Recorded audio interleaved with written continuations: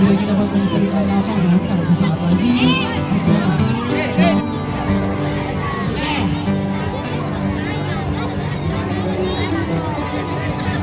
Ada seorang ini. Hingga hari ini. Konsep yang dipilih ini hari apa?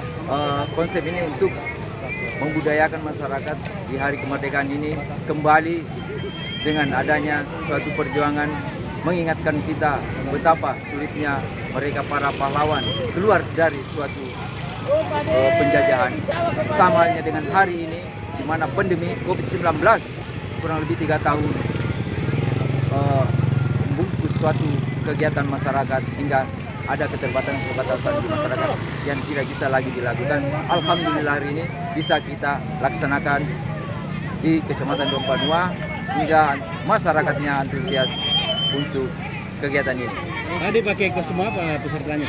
Jadi berdasarkan dengan kostum-kostum yang ada digunakan oleh peserta, yakni inisiatif para teman-teman atau masyarakat antusias untuk menggunakan para kostum-kostum pejuang hingga bisa lahir suatu semangat atau inovasi untuk kembali berjuang yang akan datang.